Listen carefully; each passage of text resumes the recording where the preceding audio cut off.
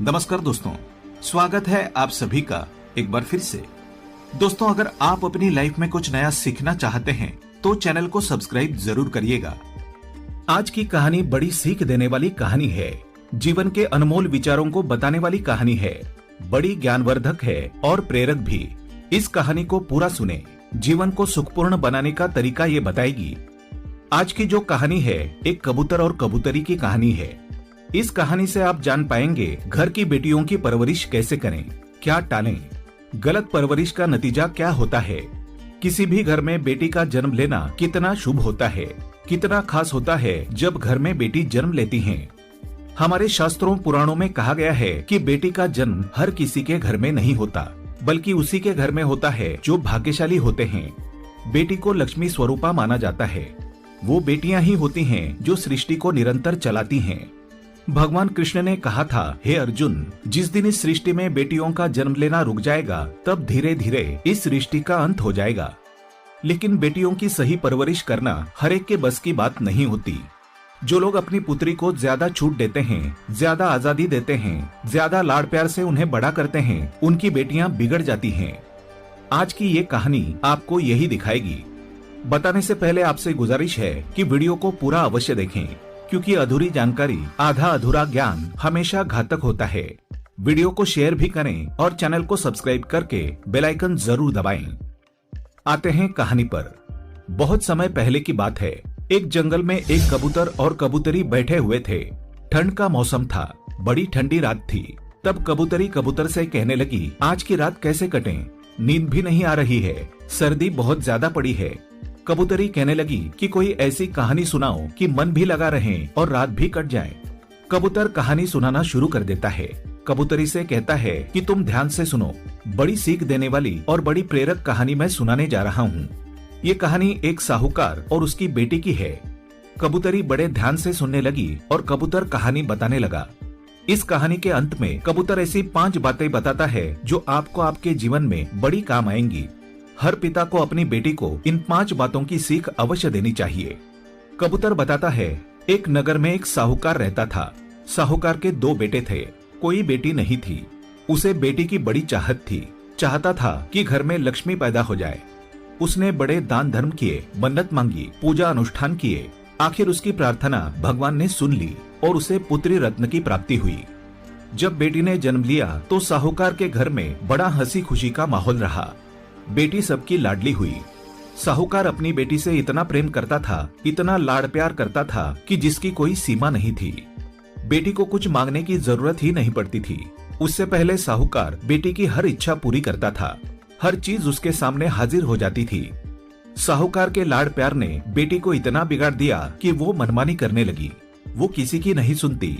बैठे बैठे सब उसे मिलता गया था तो किसी काम में उसका मन नहीं लगता था। वो देर तक सोई रहती, घर के नौकरों का अपमान करती। घर वाले कुछ कहते तो उल्टा उनको ही सुना देती। थोड़ी बड़ी हो जाने के बाद वो दिन भर जवान लड़कों के साथ यहाँ वहाँ घुमा करती। रात को देर से घर पर आया करती।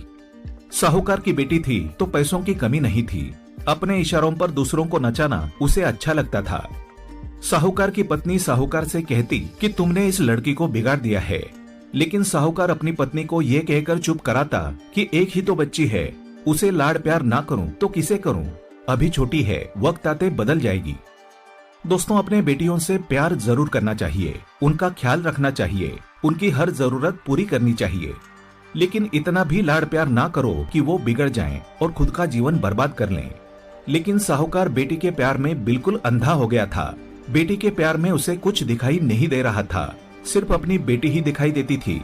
उसे कभी ख्याल नहीं आया कि ये आज मेरी बेटी है, कल उसे पराये घर जाना है। बेटी को पराया धन इसीलिए तो कहते हैं, उसको दूसरे घर जाना ही पड़ता है। साहूकार इस बात को भूल गया था। वो अपनी बेटी से इतना प्यार करता था कि उसे कभी डांटता भी नहीं था। अगर कोई दूसरा व्यक्ति डांटे तो उल्टा उनसे लड़ता था, उन्हें रोका करता था। वो यही कहता कि अभी बच्ची है, सुधर जाएगी। दोस्तों, अपनी बेटी की परवरिश सही तरीके से करनी चाहिए, उसे अच्छे संस्कार देने चाहिए। हर माता पिता को ध्यान में रखना चाहिए कि अपनी बेटी को एक दिन घर से विदा करना है। बेटी की हर गलती माता पिता नजरअंदाज कर सकते हैं, लेकिन ससुराल वाले सहन नहीं करेंगे। वो बहू के साथ उसके माँ बाप को भी कोसेंगे। इसलिए बेटी को अच्छे संस्कार दें। कबूतर आगे सुनाने लगा। वक्त गुजरता चला गया। अब साहूकार की बेटी जवान हुई। अब साहूकार को चिंता सताने लगी कि अब बेटी हमें छोड़कर एक दिन ससुराल जाएगी। कोई अच्छा सा वर, अच्छा सा रिश्ता ढूंढकर उसकी शादी करनी पड़ेगी। हर बेटी के माता पिता यही चाहते हैं कि अपने पुत्री की अच्छे घर में शादी करें और उसका घर अच्छे से बस जाए। अब साहूकार इसी चिंता में डूबा रहने लगा। वो अपने बेटी के लिए अच्छे अच्छे रिश्ते ढूंढता, अच्छे रिश्तों की तलाश में रहता। आखिरकार उसे एक अच्छा रिश्ता मिल गया। साहूकार ने अपनी बेटी की शादी बड़े धूमधाम से कर दी। बेटी को गहनों से लाद दिया और विदा कर दिया। जब उसकी बेटी ससुराल में गई तो 10-15 दिन बाद उसने अपने पिता को फोन कर दिया और कहा कि पिताजी, इसी वक्त आप मुझे लेने आ जाइए। आपने मुझे कैसे नरक में डाल दिया है। मैं इस नरक में 1 मिनट भी नहीं रहना चाहती।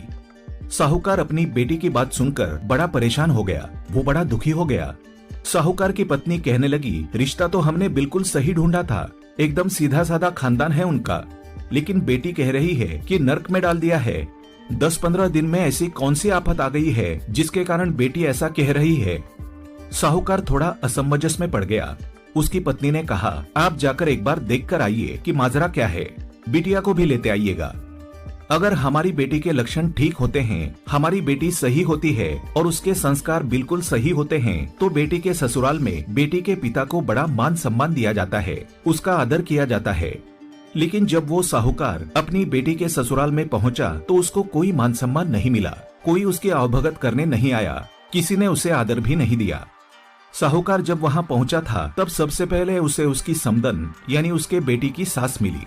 वो समदन से बातें करने लगा, लेकिन समदन ने मुंह फुला लिया, कोई बात नहीं की।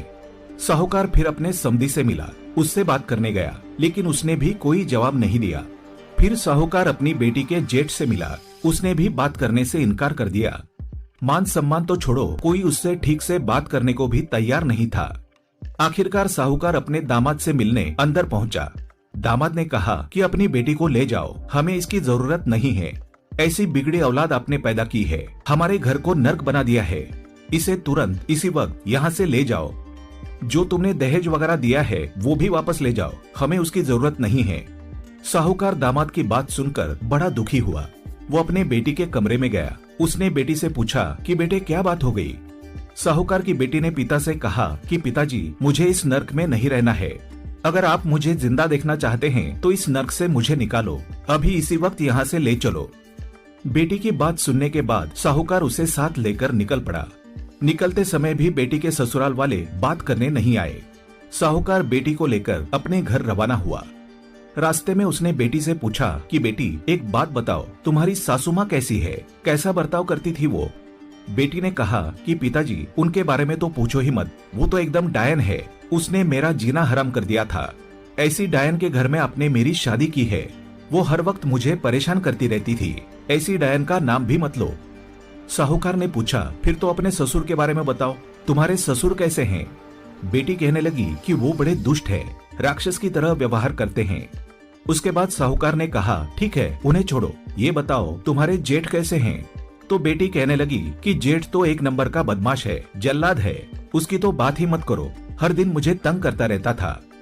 बेटी की ये सारी बातें सुनने के बाद साहूकार ने पूछा, बेटी तुम्हारी ननद कैसी है, वो तो ठीक होंगी, उसके साथ तो तुम्हारी जमती होगी। बेटी ने कहा कि ननद तो बिल्कुल चुड़ैल है, निकम्मी है, बैठकर खाने वाली है। साहूकार ने फिर पूछा, ये बताओ कि तुम्हारे पति कैसे हैं। हमारे दामाद तो बिल्कुल ही सीधे साधे हैं, वो तो तुमसे बेहद प्रेम करते होंगे। साहूकार की बेटी ने कहा कि वो तो बड़े दुष्ट स्वभाव के हैं, बिल्कुल यमराज है, उसने मेरा जीना हराम कर दिया है, कभी मुझे खुशी से रहने नहीं दिया। वो हर बात पर मुझे टोका करता, ये मत करो, वो मत करो, बार बार रोका करता, मेरी कोई बात नहीं मानता था। साहूकार ने फिर अंत में पूछा कि बेटी ये बताओ कि तुम्हारे अड़ोस पड़ोस के लोग कैसे हैं, उनमें किसी से दोस्ती हुई। बेटी ने जवाब दिया कि पिताजी, मोहल्ले वाले सब खुद को कुछ ज्यादा ही समझते हैं, सब निठल्ले बदमाश है, मेरे पीठ पीछे मेरी बुराई करते थे। साहूकार अब सोचने लगा, हमने बड़ा सोच समझकर रिश्ता ढूंढा था, अब एक इंसान खराब हो सकता है, 2 लोग खराब हो सकते हैं, हो सकता है बेटी के ससुराल वाले खराब हों, लेकिन अड़ोस पड़ोस के लोगों का क्या लेना देना, वो क्यों इसके बारे में बुरी बातें करने लगे। सब गलत कैसे हो सकते हैं, शायद दोष मेरी बेटी का ही है, दोष वहाँ के लोगों में नहीं। साहूकार को अब बात समझ आ गई कि ये सारा नतीजा उसके लाड़ प्यार का है। पत्नी रोकती रही, लेकिन मैं बेटी के प्यार में अंधा हो गया था। अगर मैं उससे इतना लाड प्यार नहीं करता, अच्छे संस्कार देता, तो आज ये नौबत नहीं आती। साहूकार चुपचाप बेटी को लेकर अपने घर आ गया। जैसे ही साहूकार की बेटी ने मायके में कदम रखा, उसकी भाभीयों ने मुंह फुला लिया। अब साहूकार की बेटी सोचने लगी कि भाभीयों को क्या हुआ, ये क्यों मुंह फुला के बैठी है, ये तो बड़े प्यार से बात किया करती थी, अब क्या हुआ जो ये बदल गई है, मुझे देखकर मुंह फुला रही है। उसने जाकर भाभी से पूछा कि ऐसी क्या बात है, तुमने मुझे देखकर मुंह क्यों फुला लिया। भाभी कहने लगी, अब क्या तुम्हारी आरती उतारूं? तुम्हें अच्छे से शादी करके विदा कर दिया था, लेकिन तुम फिर से मेरी छाती पर मूंग दलने आई हो। आज के बाद तुम मुझसे बात मत करना। अब भाभी तो उससे नाराज हुई ही थी। घर में बाकी कोई भी उससे बात नहीं करता, केवल साहूकार यानी उसके पिता ही उससे बात करते। अब वो धीरे धीरे बड़ी दुखी होने लगी। धीरे धीरे उसकी आंखें खुलने लगी। समय निकलता गया, उसके साथ वैसा ही व्यवहार होता रहा। वो बड़ी दुखी रहने लगी। वो जब भी घर से बाहर निकलती, तब उसकी सहेलियां भी हर बार यही पूछा करती कि तुम अकेले कैसे आ गई हो, जीजा जी कहाँ है। कोई अड़ोस पड़ोस के लोग भी यही पूछा करते कि तुम अकेली कैसे आ गई हो, दामाद जी कहाँ है। अब लोगों के ताने सुन सुनकर वो बड़ी परेशान होने लगी। कहीं भी जाती, हर पहचानने वाला यही सवाल पूछता। आस पड़ोस के लोग इसी बात की चर्चा करते कि साहूकार की बेटी अकेले मायके आ गई है, नई नई शादी की थी, क्या इनका तलाक होने वाला है। साहूकार को भी हर बार यही ताने सुनने पड़ते। वो दुखी हो जाता। पिता को दुखी देख बेटी परेशान हो जाती। वो धीरे धीरे सोचती गई कि मेरे साथ ऐसा क्यों हो रहा है। उसको धीरे धीरे समझने लगा कि सारी गलती की जड़ मैं खुद हूँ। मेरी ही गलती के कारण आज मेरे पिता का सर नीचे झुक गया है। वो दुखी रहने लगे हैं। फिर भी वो अपने ससुराल जाने के लिए तैयार नहीं थी। वो यही कहती थी कि पिताजी अच्छा होता कि मैं कुंवारी रह जाती, मेरी शादी ही नहीं होती तो बहुत अच्छा होता। फिर एक दिन साहूकार अपने बेटी के कमरे में गया। उसने देखा बेटी बड़ी चिंता में है, बड़ी दुखी बैठी है। वो बेटी के पास चला गया। उसने पूछा, बेटी क्या बात है, आज बड़ी परेशान दिखाई दे रही हो। बेटी ने कहा, पिताजी हाँ, मैं बड़ी दुखी हूँ। आप मेरी शादी नहीं करते तो मैं यहीं सुख से रहती, लेकिन मेरी शादी करके आपने मुझे दुखों के कुएं में ढकेल दिया है। अब मैं क्या करूं, मुझे समझ नहीं आ रहा। मेरा ससुराल नर्क के समान है, वहां जाऊं भी तो कैसे जाऊं, और यहाँ भी कोई मुझसे ठीक से बात नहीं करता। माँ बात नहीं करती, भौजाई धुतकारती है, भाई बात नहीं करते, सभी मुझसे नफरत करते हैं। ऐसा क्यों हो रहा है। साहूकार ने कहा कि बेटी यहीं पास में एक बहुत बड़े विद्वान पहुँचे हुए साधु आए हैं, बड़े महात्मा है, त्रिकाल ज्ञानी है। तुम्हारी समस्या को लेकर मैं उनके पास गया था। उन्होंने मुझे एक उपाय बताया है। अगर तुम इस उपाय को करती हो तो 6 महीने के अंदर तुम्हारे सभी ससुराल वाले तुम्हारी मुट्ठी में होंगे, सब तुम्हारे इशारे पर नाचेंगे। पिता की बात सुनकर बेटी बड़ी खुश हो गई। पूछने लगी, सिर्फ 6 महीने में घर वाले मेरी मुट्ठी में आ जाएंगे। पिता बोले, हाँ 6 महीने में तुम्हारी मुट्ठी में आ जाएंगे। वो कहने लगी, पिताजी जल्दी से मुझे वो उपाय बताइए, मैं उसे जरूर करूंगी। साहूकार ने बेटी को उपाय बताया कि 6 महीने तक एक मंत्र का जाप करना है और साधना करनी है। अगर तुम इस उपाय को करती हो तो केवल 6 महीने में तुम्हारे सभी ससुराल के लोग, तुम्हारे पति, जेठ, तुम्हारे ससुर, तुम्हारी सास, सभी तुम्हारी मुट्ठी में होंगे, तुम्हारे इशारे पर नाचेंगे। जैसा तुम कहोगी वैसा ही करेंगे। तुम घर की रानी बन जाओगी, उस घर की मालकिन बन जाओगी। बेटी बड़ी खुश हुई, लेकिन कहने लगी, पिताश्री ये तंत्र मंत्र वाला काम मुझसे नहीं होने वाला, कोई सरल साधारण रास्ता मुझे बताइए। साहूकार ने कहा, ठीक है बेटी, अगर तुम मंत्र का जाप नहीं करना चाहती तो तुम्हारे लिए मंत्र का जाप मैं करूंगा, तुम सिर्फ साधना कर लेना। बेटी ने पूछा, साधना कैसे करनी है। साहूकार बताने लगा, तुम्हें 6 महीने तक मितभाषी रहना होगा, बिल्कुल कम, ना के बराबर बात करनी होगी, काम से काम रखना होगा। तुमसे कोई भी कुछ कहें बिल्कुल जवाब नहीं देना है, हर एक की बात को सुनना है, हर बड़े व्यक्ति के पैर को छूना है, यही साधना है। बेटी पूछने लगी कि पिताजी 6 महीने ही करना होगा ना, इससे ज्यादा मैं नहीं कर पाऊंगी। साहूकार ने कहा, बस 6 महीने ही तुमको ये करना है। बेटी तैयार हो गई। साहूकार उसे लेकर उसके ससुराल चला गया। जैसे ही बेटी ने ससुराल में कदम रखा, वैसे ही सामने उसकी सास खड़ी हुई। उसने खूब भला बुरा कहा कि आप पहले आए थे, तभी हमने बता दिया था कि तुम्हारी बेटी के लिए यहाँ जगह नहीं है, हमें इसकी जरूरत नहीं, इसे वापस ले जाओ। ऐसी बिगड़ी हुई औलाद आपने पैदा की है, इसकी हमें जरूरत नहीं है। सास ने ना उन्हें कोई सम्मान दिया, ना आदर से बात की। अपनी सास की ऐसी हरकतों को देखकर बेटी को भारी गुस्सा आया, लेकिन साहूकार ने बेटी को इशारों में ही समझाया कि बेटी, तुम्हें साधना करनी है, उसके नियमों का ध्यान रखो। 6 महीने तुम्हें मितभाषी रहना है, झगड़ा नहीं करना है, जो कोई भी कुछ कहे सबकी आज्ञा का पालन करना है। तुम अपने कमरे में जाओ। कहते हैं ना, बेटी के पिता को हमेशा सिर झुकाकर रहना पड़ता है। तो उसने समदन की सारी बात सर झुकाकर सुन ली और फिर समदन से कहा कि बहन जी, गलती हर इंसान से होती है, इससे भी गलती हुई है, इसको एक मौका जरूर दीजिए। अब ये सुधर गई है, अब पूरी तरह से बदल चुकी है। किसी तरह से मिन्नतें करके उसने समदन को मनाया। समदन ने कहा, ठीक है, अगर ये सुधर गई है तो 6 महीने तक इसके बर्ताव को मैं देखूंगी। पहले की तरह व्यवहार रहा तो वापस भेज दूंगी, फिर जिंदगी में दोबारा कभी शक्ल मत दिखाना। साहूकार ने उसकी बात को स्वीकार कर लिया। कहा कि ठीक है, आप 6 महीने तक इसे अपने घर में रखिए। अब इसका बर्ताव देखिए, ये बिल्कुल शांत स्वभाव की हो गई है, बिल्कुल सुधर गई है। साहूकार अपनी बेटी को उसके ससुराल में छोड़कर वापस चला गया। बेटी फिर से अपने ससुराल में रहने लगी और साधना वाली बात बिल्कुल नहीं भूली।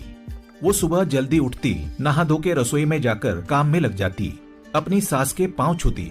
सास को बड़ा आश्चर्य हुआ कि कुछ दिनों पहले तो ये अकड़ दिखाती थी, किसी की एक नहीं सुनती थी, हम पर हुक्म चलाती थी, बैठे बैठे खाती थी, लेकिन आज ये मेरे पांव कैसे पड़ रही है। वो बड़ी अचंभित हो गई। साहूकार की बेटी सास के पांव छूकर कहती कि माँ जी, मुझे आशीर्वाद दीजिए, आपका आशीर्वाद मेरे लिए बहुत महत्वपूर्ण है। अगर आप मुझे आशीर्वाद देंगी तो मेरी साधना सफल हो जाएगी। सास ने उसे आशीर्वाद दिया कि बेटी, तुम खुश रहो, तुम्हारी जो भी साधना है सफल हो। इस तरह से वो अपने घर में रहने लगी। एक दिन वो अपने ससुर के लिए चाय बनाकर लेकर जा रही थी। जब ससुर को चाय पकड़ाने गई तो कप हाथ में से छूटकर नीचे गिर के फूट गया। ससुर उस पर गुस्सा हुआ, उसे डांटने लगा, कहने लगा कि तुम्हें तमीज तो थी ही नहीं, तुम्हें काम भी ठीक से करने नहीं आता, तुम्हारी यहाँ जरूरत नहीं है, तुम यहाँ से जा सकती हो, बिगड़ी औलाद कभी सुधर नहीं सकती। साहूकार की बेटी ने मन ही मन विचार किया कि अगर मेरे पिता मंत्र का जाप नहीं कर रहे होते तो इसी कप से मैं इनका सर फोड़ देती। लेकिन मैं क्या करूं, मैं साधना कर रही हूं चुप रहने की। मेरे पिता मंत्र का जाप कर रहे हैं, इसलिए ससुर की इतनी बात सुननी पड़ रही है। फिर उसे जब भी कोई कुछ कहता उसको गुस्सा तो बहुत आता, बहुत चिड़चिड़ापन होता, लेकिन फिर उसे पिता की बात याद आ जाती कि तुम्हें 6 महीने तक साधना करनी है, चुप रहना है और मैं मंत्र जाप करूंगा। इसी बात को सोचकर वो शांत हो जाती, अपने गुस्से को थूक देती। इसी तरीके से उसने बड़ी मुश्किल से अपने गुस्से पर काबू पाया। फिर धीरे धीरे ससुराल वालों ने स्वीकार किया कि ये सचमुच बदल गई है। उसका घर बार बसने लगा, ससुराल वालों से प्रेम मिलने लगा। 6 महीने बाद वो गर्भवती हो गई, फिर वो माँ बन गई। अब उसकी गृहस्थी बड़े आराम से चलने लगी। इसीलिए कहते हैं कि बेटी को बेइंतहा लाड़ प्यार करना, उसको सर पे चढ़ाना बड़ा खतरनाक साबित होता है। बेटियों से प्रेम करना ही चाहिए, उनकी हर चीज का ख्याल रखना चाहिए, लेकिन इतना भी सर पे चढ़ाना नहीं चाहिए कि किसी दिन वो उसे भारी पड़ जाए और परेशानी आप तक पहुँचे। उसका जीवन बर्बाद हो जाएगा और आप भी सुख से ना जी पाएंगे। कबूतर फिर अंत में 5 ऐसी बातें बताता है, उन्हें ध्यान से सुने। पहली बात कबूतर बताता है कि कबूतरी, ध्यान देकर सुन लो कि लाड़ करे तो बेटा बिगड़े, भेद दिए ते नारी। लाड़ करे तो बेटा बिगड़े, भेद दिए ते नारी। अरे खुदगर्जी में मत बिगड़ जा, पड़े मुसीबत भारी। खुदगर्जी में मत बिगड़ जा, पड़े मुसीबत भारी। रौब दिखाया नौकर बिगड़े, मेल बिना सरदारी। रौब दिखाया नौकर बिगड़े, अरे मेल बिना सरदारी। अरे धोखा देने से बिगड़े दोस्ती, यारी में हो खारी। धोखा देने से बिगड़े दोस्ती, यारी में हो खारी। और कहता है, रोया मान घटे बंदे का, दुख चिंता में काया। रोया मान घटे बंदे का, दुख चिंता में काया। अनिति में रात चला जा, झगड़े में धन माया। अनिति में रात चला जा, झगड़े में धन माया। और कहता है, दौलत दिखाया बेटा बिगड़े, लाड़ करया से बेटी। दौलत दिखाया से बेटा बिगड़े, लाड़ करया से बेटी। कबूतर ने कबूतरी को ये 5 बातें बताकर अपनी कहानी को समाप्त किया। इन 5 बातों पर हर इंसान को अमल करना चाहिए। दोस्तों, अपने बेटी को हमेशा अच्छे संस्कार देने चाहिए, सीमित आजादी देनी चाहिए। हर माता पिता को ये अच्छी तरह से पता होता है कि उनकी पुत्री एक दिन दूसरे घर की होगी। बेटी की हर गलती को माता पिता सह सकते हैं, लेकिन ससुराल वाले कभी सहन नहीं करते हैं। इसलिए बेटी को ऐसे संस्कार देने चाहिए जिससे कि वो अपनी गृहस्थी अच्छे से चलाएं, ससुराल वालों से प्रेम पाएं और अपने माता पिता का सर हमेशा ऊंचा रख पाएं। उम्मीद करते हैं आपको कहानी पसंद आई होगी। ऐसी ही अच्छी सीख दिलाने वाली कहानियाँ सुनने के लिए चैनल को सब्सक्राइब करें, बेल आइकन को प्रेस करें। धन्यवाद।